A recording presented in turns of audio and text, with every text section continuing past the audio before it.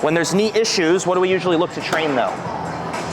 Quads and hamstrings. But the first thing we're talking about is tibia rotation, how well the shin moves independently of the upper leg. Elbow rotates, the shin rotates as well. So we're gonna start with everyone finding their knees, the same way we find our hip, the same way we find our shoulder, the same way we find our spine. For those of you that are a bit unfamiliar with couch stretching, we want his glute contracted the entire time. As soon as he loses the glute contraction, he's losing out on length on the hip flexor. The way to make it harder is obviously move the knee back so that it makes the knee bend more. If you have a hard time with this and you can't get your foot up, then we would move the knee forward. From this position, I want everybody driving their feet down into their box. You should feel your quad now contracting. Instead of a stretch, you should feel a squeeze. You able to find that?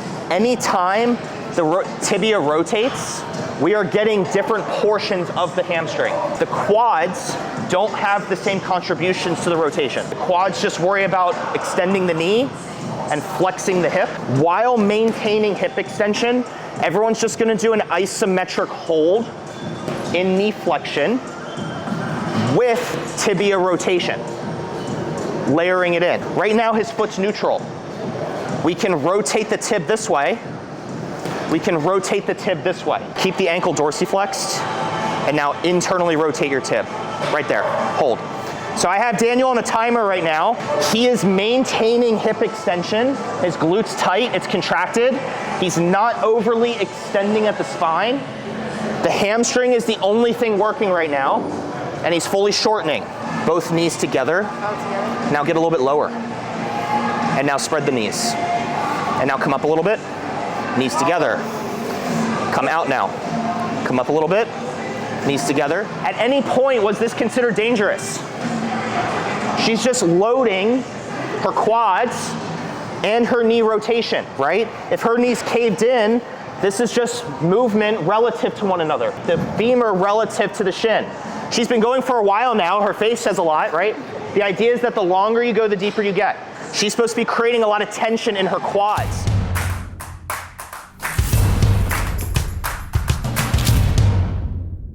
Okay, we're starting from the inside out, deepest tissue first, but then we're gonna go to quads and hamstrings. So a couple things to look for is when we rotate out to the side, we should feel outer hamstring. When you rotate internally, we should feel inner hamstring. If we feel too much ankle, I want you to relax the dorsiflexion and make the knee just do the work.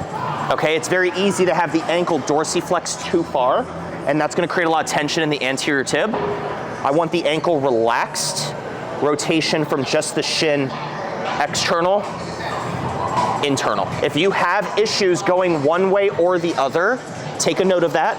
Our training after this will be geared towards working that. What you can do as well is put your fingers on the back of your knee and feel for the tendons on each side. When you internally rotate, find the inside. When you externally rotate, find the outside. Let's start with one leg, go for repetitions. Let's make sure everyone finds engagement, and then we'll go ahead and do the other leg, and then we're gonna work hamstrings and quads. Show me your rotation, because we're talking about how much you need that. Do you feel this bony part when you rotate? Go internal now. Are you able to feel that bony part? Yeah, but not as much. Not as much. So now try to squeeze it more. If I said, you feel that difference right there. You put tension in it. Everything we do in here is geared around putting tension in tissue. So now rotate the other way and try to put tension in this side.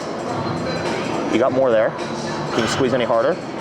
Now internally rotate. Cramping your foot. Cramping your foot, okay. Yeah. If you feel your foot working, that means the knee is not doing all the work and your foot is compensating. So Lizzie here is getting like arch stuff, foot stuff. Try to dislocate the ankle from the knee. So try not to tense your foot, try not to cup your foot. Try to decouple ankle and foot stuff separate from knee stuff. Okay, keep practicing that. Are you able to find anything here? Yeah, I mean, I feel this. You feel it tensing? Yeah. Okay, do you feel it a lot or do you feel it a little?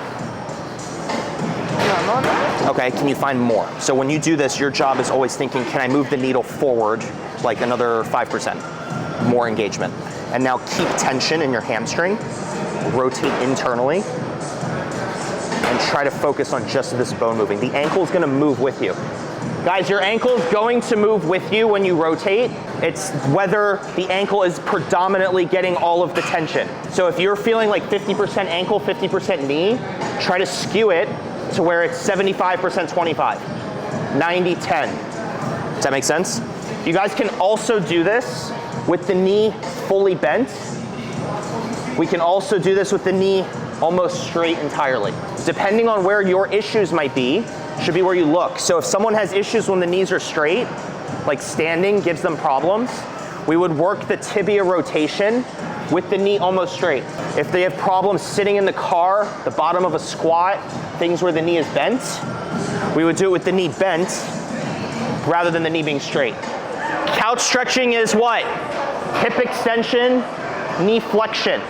Let's put you in here, we'll demo first, then we'll get everybody in on it. Way to make it harder is obviously move the knee back so that it makes the knee bend more. If you have a hard time with this and you can't get your foot up, then we would move the knee forward. We can put your foot on yoga blocks and essentially do the exact same thing. So couch stretches are normally done like this.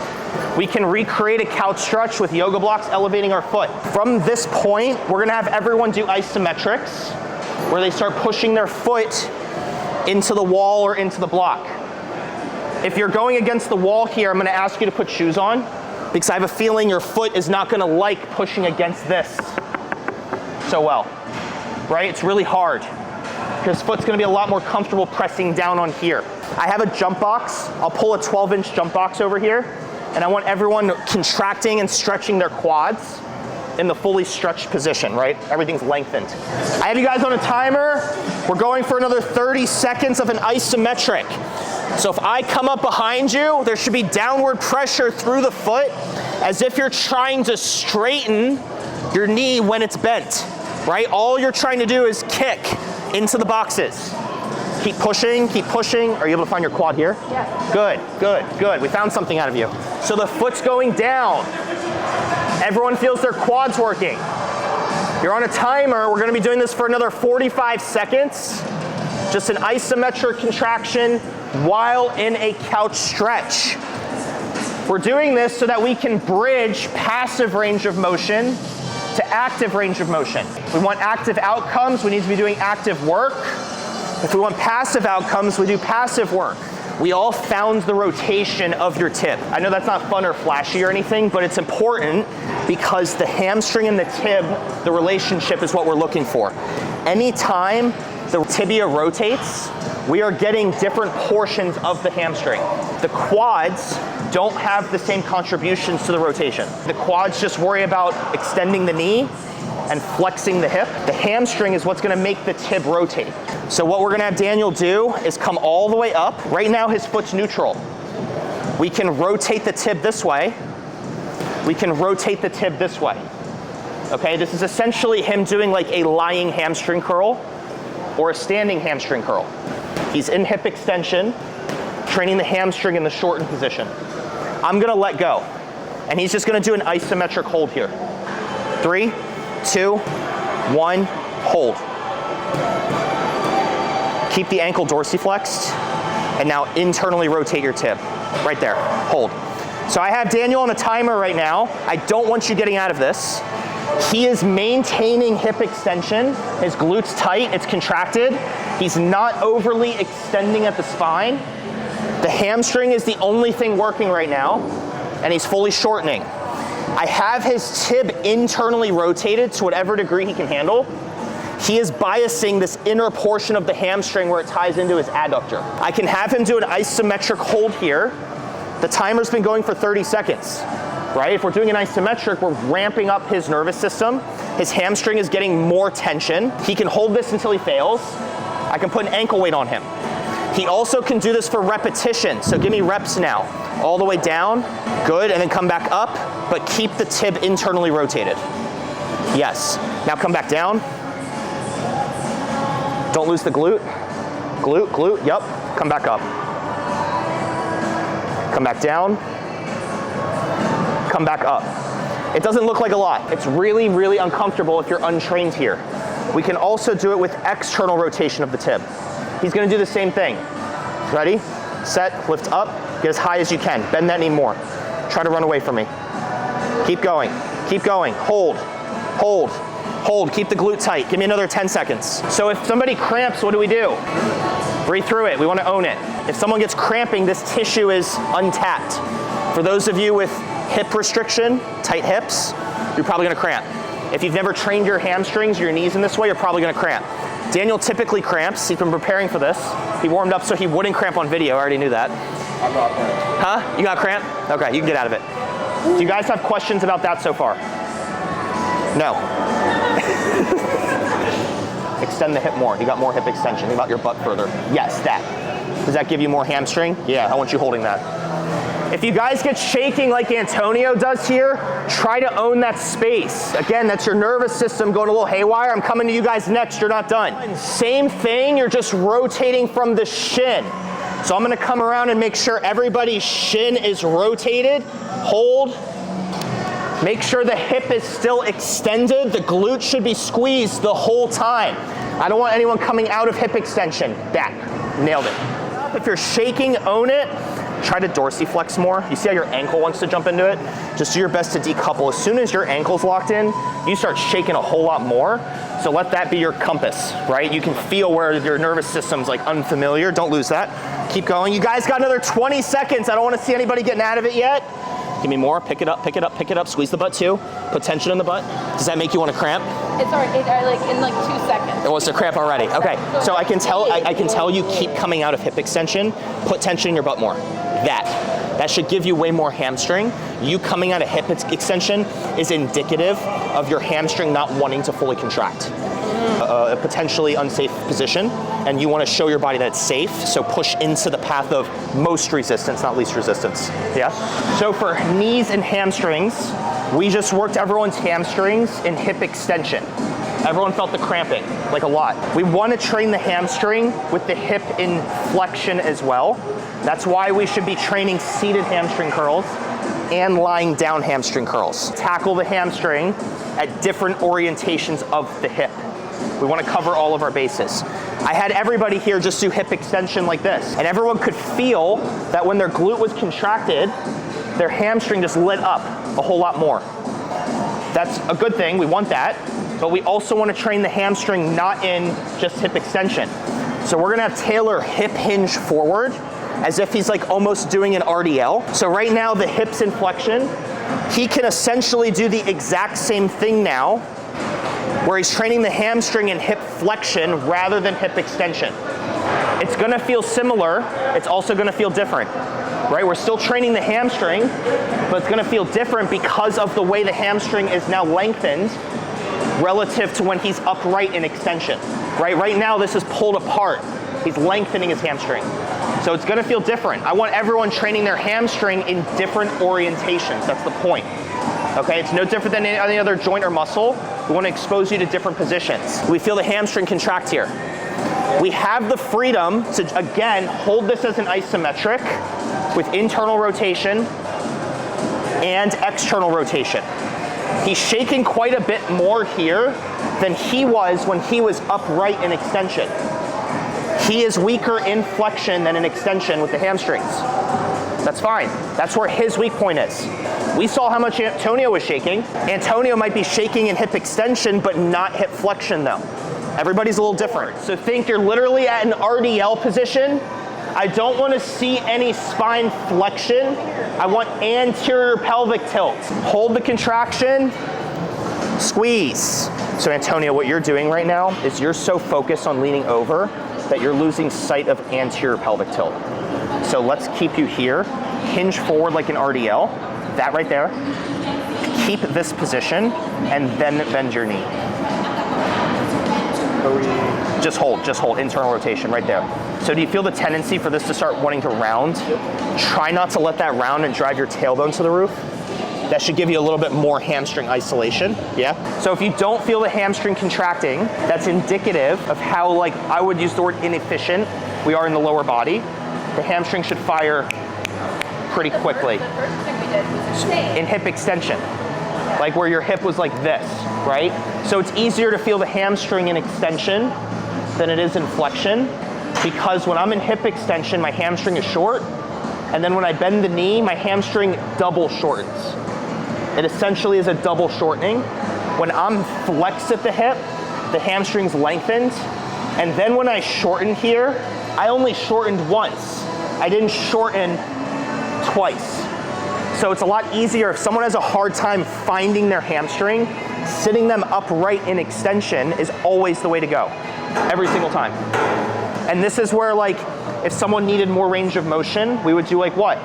Like a couch stretch to remove the restriction on the front side of their leg. If someone can't get their foot off the ground because they're so tight through here, we would put them in a couch stretch and then follow it up with this. Spend time lengthening this tissue, and then I would come back, spend time shortening this tissue. It'd be like a 1-2 punch. So when we squat, what's the number one cue people give? Sit in a chair. Sit in a chair, knees out. What's deemed dangerous in squatting? Knees in. Knees in. Why is that dangerous? Knees cave. But is that dangerous? No. It's not inherently dangerous, right? When we cave the knees in, all that is rotation of the shin, right? Think athletes, right? If someone can't rotate at the shin and they're running, what happens? ACL. Tear. Something tears. When we squat, we normally keep things in good alignment. What I'm gonna have everybody do is hold a dumbbell, like Lizzie here. Lizzie's gonna squat down about parallel. So slowly start sitting down for me, right there, pause. You're gonna maintain the bottom of a squat. You're gonna start by keeping your knees where they typically would be, and then you're gonna drive your knees together and spend time there. And then drive your knees apart and spend time there. Drive your knees together, spend time there. Now stay there and come up just a little bit. And then drive your knees apart. And now drive one knee in. And now drive the other knee in. Drive the other knee out. Drive the other knee out. Come up just a little bit. Right there, knees together. Now, try shifting both one way. Shift both the other way. Where, are my knees still in? No, they're going like windshield wipers. So think like this, yep. Think like this. At any point, was this considered dangerous? She's just loading her quads and her knee rotation, right? If her knee's caved in, this is just movement relative to one another. The femur relative to the shin. She's been going for a while now. Her face says a lot, right? The idea is that the longer you go, the deeper you get. She's supposed to be creating a lot of tension in her quads. Come back to me now. Both knees together. Now get a little bit lower. And now spread the knees. And now come up a little bit. Knees together. Come out now. Come up a little bit. Knees together. Come back out. Now slowly come back down. And now knees together. You're gonna do your best to keep your feet flat. It's not a perfect system. But the point is that people put themselves in a box for squatting. Stand up all the way. They put themselves in a box, right? And when they squat, they say my knees have to track forward or my knees have to push out. We're going to use a squat to train tibia rotation. And so it doesn't matter how you go about it. I had Lizzie do a combination of this, this, this, this. I don't care what you guys do. I want you just exposed to different positions. Plain and simple. Thank you so much for watching the Bodybuilding Not Body Breaking YouTube channel. If you found it helpful, drop a comment, like, subscribe, share it with a friend or family. That stuff really helps us in expanding our reach to popularizing this training approach because we know there just isn't a better way to do things. If you have interest in diving deeper into the stuff you just watched, feel free to join our school community. On our school community, we have a lot of additional content. We have an exercise library that has over 200 different movement options. We have programs. We have additional videos that are concepts, lectures, and rants to give you guys a deeper understanding as to how and why we do things. We also have a discussion board where you can get direct access to coaching feedback from me personally. You can also follow us on Instagram, Facebook, and TikTok for additional updates for when we post new content. Thank you again for watching, and we hope it was of use to you.